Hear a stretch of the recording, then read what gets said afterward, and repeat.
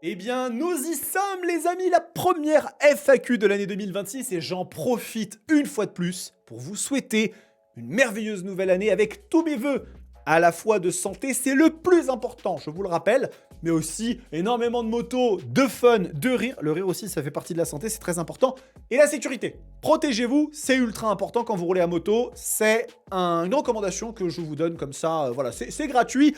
Et bien sûr, 2026 égale bonne résolution et la première que j'ai pris, c'est de ne pas arrêter ce rituel de la FAQ auquel, eh bien, je trouve que vous êtes assez attachés, que vous appréciez. On passe de très bons moments en live le dimanche, en règle générale, la plupart du temps, à répondre à vos questions en direct et surtout à celles que vous me posez dans ma story Instagram. Désolé, j'ai un petit peu bafouillé. Donc n'hésitez pas à aller sur le compte Roadsters TV pour y poser vous aussi votre question. La story est très souvent présente et comme ça permet bien, de prendre un petit peu le pouls de la communauté et d'essayer de vous aider à répondre à vos interrogations. Alors, on va faire un petit tour sur la chaîne quand même, cette petite chaîne YouTube Roadsters TV sur laquelle eh bien, on a eu 2-3 petites choses qui ont été publiées, avec notamment, puisqu'on a fait la transition de l'année 2025 à 2026, eh bien, le top 10 des motos 2025, c'est-à-dire les machines qui m'ont le plus marqué. Je vous invite à aller regarder cette vidéo.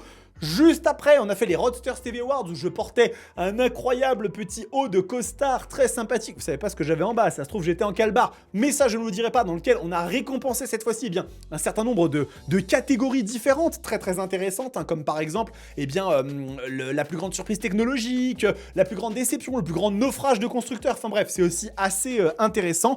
Et puis, finalement, eh bien, le top 10 de mes attentes pour 2026, avec eh bien, les machines qui vont un petit peu ponctuer comme ça l'année à venir, mais aussi eh bien, ce qui peut être un peu dans un horizon un petit peu plus lointain. Donc je vous invite à aller faire un petit tour sur ces vidéos et nous allons démarrer par la petite remarque de Benoît. Bonne année, bonne santé à toi et Mathilde, le meilleur pour vous en cette nouvelle année 2026. Voilà, je vous ai souhaité cette année, mais je vous la re-souhaite. C'est quelque chose qui est important quand on commence comme ça une nouvelle année.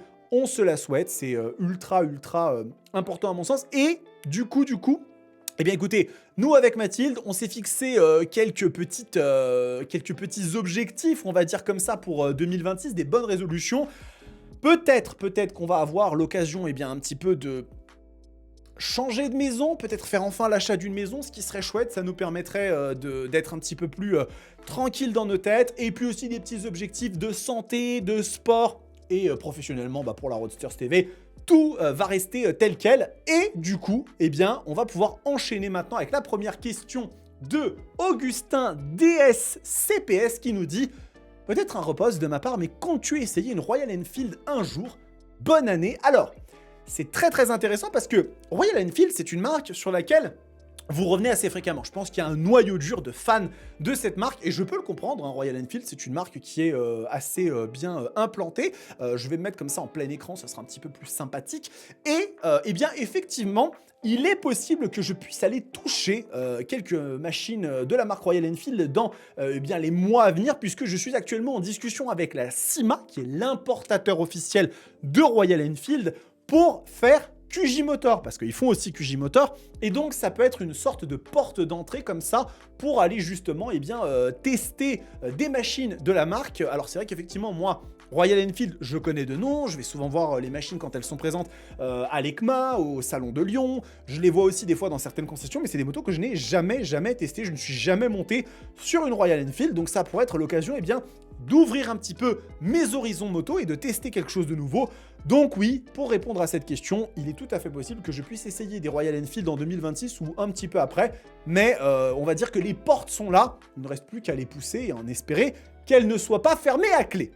Ensuite, nous avons eh bien, Synth Bikeuse qui nous dit « Que penses-tu de cette nouvelle CB1000 GT et sa valise et demie ?» Sa valise et demie, bon, je pense que c'est peut-être une référence aux dimensions des valises de cette Honda CB1000 GT qui est du coup, eh bien, une réponse assez sympathique de la part de Honda à un petit peu les crossovers qu'on a pu voir apparaître chez Suzuki avec la GSX S1000 GX et une moto qui est, à mon sens, très intéressante. Déjà, quand on regarde le prix de cette moto à 14 000 €, elle a un packaging qui est quand même assez violent dans cette couleur rouge en plus. Je la trouve très belle. Pour 14 000 €, vous avez quand même un moteur 4 cylindres en ligne dérivé de la Fireblade de seconde génération, c'est le moteur de la CB1000 Hornet, 150 chevaux, ça commence quand même à causer, suspension semi-active, étrier radio 4 pistons, on est sur de la bonne techno, on a les valises latérales, la béquille centrale, le régulateur de vitesse, les poignées chauffantes, ça commence à faire beaucoup quand même, et je trouve qu'en ce sens, eh bien cette moto, elle est ultra intéressante, parce qu'elle montre que Honda continue quand même à aller chercher un positionnement tarifaire qui reste assez compétitif, assez énervé à ce niveau-là. Et donc, moi, je n'ai pas eu l'occasion de la tester, cette machine, la CB1000 GT, mais j'ai fort à parier, à mon sens, que c'est une moto qui va très bien fonctionner au niveau des ventes. Elle est très, très intéressante. Et puis, eh bien, est-ce que, après, dans le futur, c'est une machine qui s'installera, qui s'implantera ? Honda, en règle générale, ne font pas d'erreur là-dessus. Le fait qu'il y ait des valises avec, je trouve ça très intéressant. Vous pouvez rajouter le top case. Alors, c'est un peu cher chez Honda. Je sais que c'est dans les 1500 € pour avoir le top case. Mais je pense que c'est des produits de qualité. Donc, écoutez, si vous hésitiez à en prendre une, regardez un peu les tests. Mais je pense que vous pouvez foncer parce que la machine a l'air quand même assez intéressante à ce niveau-là. Donc, voilà un petit peu mon opinion sur ce sujet de la Honda CB1000 GT. Prochaine question de la part de Reptilecom, qui est toujours là et qui pose des questions toujours intéressantes. QJ Motor pourrait bien faire de l'ombre à CF et Kawa avec leur nouvelle 400 SRK de 77 chevaux bridable. Alors c'est vrai qu'effectivement on a vu apparaître chez pas mal de nos confrères, ici le repère des motards par exemple, qui parlent donc de cette nouvelle QJ Motor SRK 400 RR. Alors effectivement, QJ Motor qui a annoncé une moto 400cc de 421 cm3, donc qui est ni plus ni moins qu'une machine dont l'objectif est de venir un petit peu se mettre dans les traces de la ZX4R et 4RR de chez Kawasaki, à savoir une vraie petite sportive, parce que cette moto pour le coup elle est extrêmement intéressante. C'est déjà une prouesse d'ingénierie, réussir à sortir un moteur de 4 cylindres de 400cc qui développe 77 chevaux, c'est gigantesque, et puis on est sur une moto qui a des meilleurs équipements même qu'une Ninja 650. On a une fourche qui est impeccable avec des étriers radio 4 pistons. On a une position de conduite qui est vraiment assez agressive. C'est vraiment une pistarde, mais faite pour les gens qui souhaitent une machine un petit peu moins exubérante, on va dire, en termes de performance, en termes de chevaux bruts. Mais c'est très intéressant. Et du coup, effectivement, QJ Motor veulent emboîter le pas à Kawasaki avec cette moto. Et donc, vous le voyez ici, dans le sillage du constructeur d'Akashi, plusieurs marques chinoises ont pris la même direction. Et donc, ici, on a présenté sous le code QJ400 GS16R, celle qui s'appellera probablement SRK400RR à sa sortie, reçoit un nouveau moteur de 421cc 4 cylindres. Donc, c'est une architecture qui est quand même assez rare dans ce domaine-là, tout du moins en Europe. 76,5 chevaux dans sa version chinoise, une vitesse de pointe revendiquée à 220 km/h. Donc on est sur une bécane qui fait 176 kg et qui pour le coup pourrait effectivement être une sorte de concurrente à la ZX4R. Alors, vous avez été nombreux et de plus en plus, et c'est normal, à me parler de QJ Motor. Et je peux le comprendre parce que QJ Motor, c'est une marque qui intrigue, qui intéresse et qui potentiellement pourrait effectivement venir dans le futur marcher un petit peu sur les plates-bandes de CF Moto, avoir des choses assez intéressantes. Donc je pense que oui, il y a quelque chose qui pourrait effectivement se faire. Mais, tiens quand même à préciser 2-3 trucs.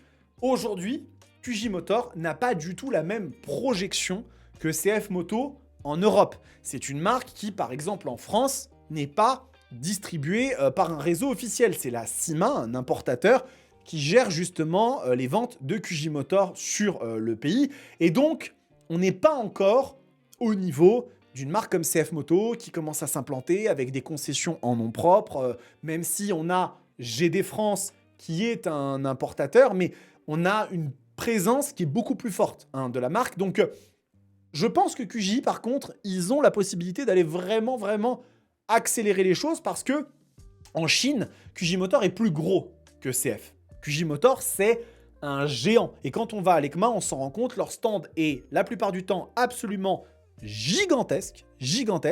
Et ils sont capables de décliner tous leurs modèles et toutes leurs cylindrées, leur motorisation dans je ne sais combien de machines différentes. Donc, c'est possible qu'effectivement QJ Motor devienne un incontournable, mais pas immédiatement. Par contre, il serait très intéressant de les garder dans le viseur parce qu'ils risquent effectivement à terme de faire mal. Et donc, eh bien, on gardera bien évidemment l'œil ouvert sur cette marque. Prochaine question de TGDSAFR_D, qui est aussi un régulier sur les questions.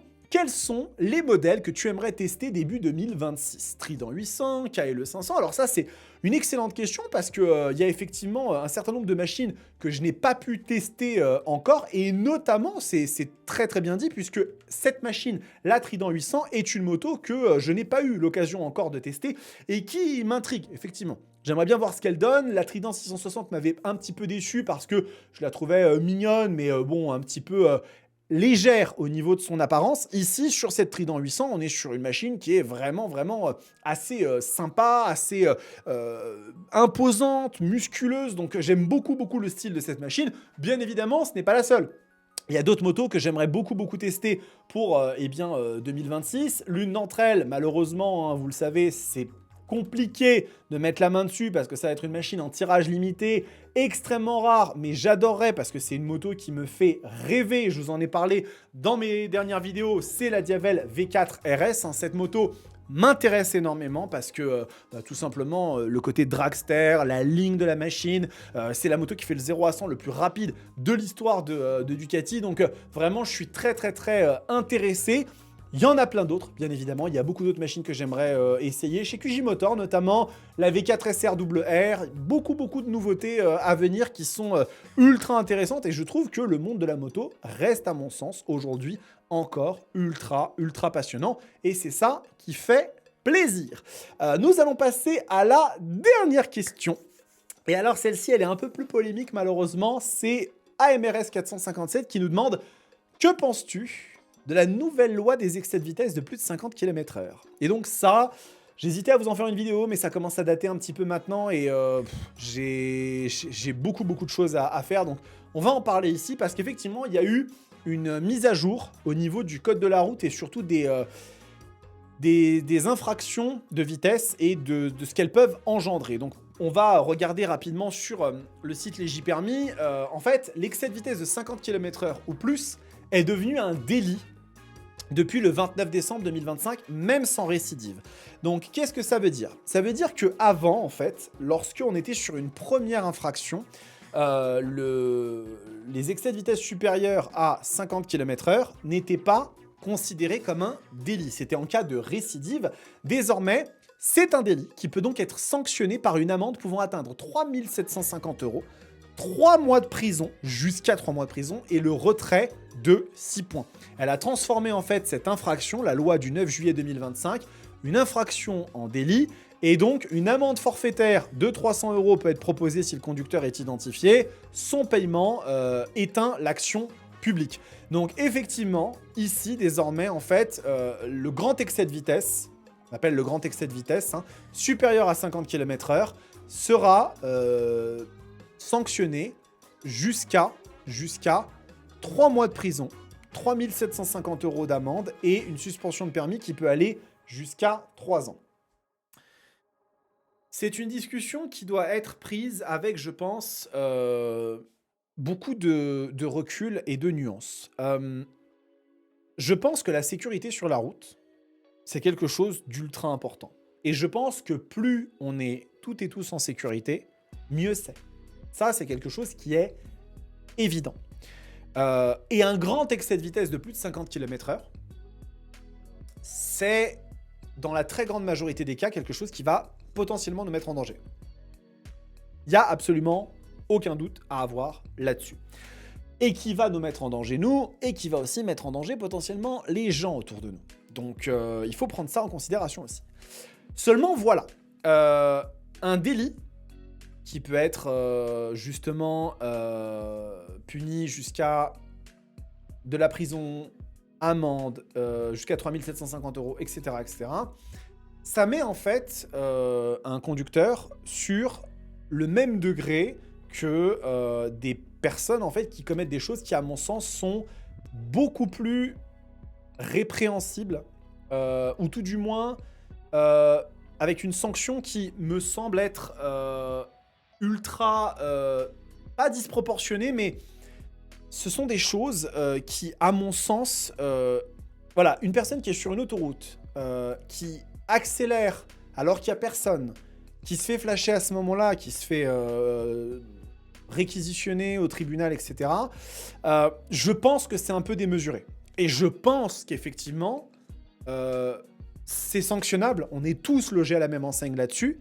Mais le fait que la récidive ne soit plus considérée dans cette équation comme un délit, ça me pose un peu un souci. Je vous avoue que ça me pose un peu un souci. Parce que une accélération un peu forte nous met directement dans un contexte qui, bien évidemment, c'est pas anodin, mais on va très très très très vite au-dessus de 50 km/h sur des machines qui ont beaucoup de puissance. Et bien évidemment que c'est au conducteur du véhicule de faire attention. C'est à lui de s'assurer qu'il est à tout moment maître de son véhicule et conscient de la vitesse à laquelle il roule. Mais se mettre immédiatement dans une situation où une personne qui a commis une violence à main armée, qui a commis un cambriolage, enfin, le mettre au même niveau qu'une personne qui a accéléré un peu fort sur une autoroute où il n'y avait personne, je pense qu'il y a un agenda politique, il y a un agenda politique et qu'il y a une volonté en fait de pas nécessairement d'être le plus logique possible, de répondre à certains lobbyismes, etc. Et je ne trouve pas que ce soit la position la plus raisonnable, la plus modérée, la plus intelligente. Je pense qu'il y a des façons de faire les choses et que là, on est peut-être dans de l'exagération et un côté extrême. Vous me direz ce que vous en pensez dans les commentaires. Est-ce que vous trouvez que oui ou non, la vitesse devrait être sanctionnée comme ça, voilà, instantanément, vous êtes un criminel de la route, délit, etc. machin.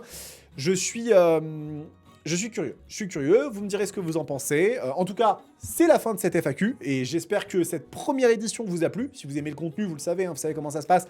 N'hésitez pas à vous abonner à la chaîne car c'est vraiment le meilleur soutien que vous puissiez m'apporter. Et en attendant les amis, on se retrouve très très vite parce que là, l'année 2026 commence en fanfare avec beaucoup de contenu. Donc n'hésitez pas à vous abonner, activer votre cloche de notification. Et en attendant, prenez soin de vous, kiffez vos bécanes. Ciao!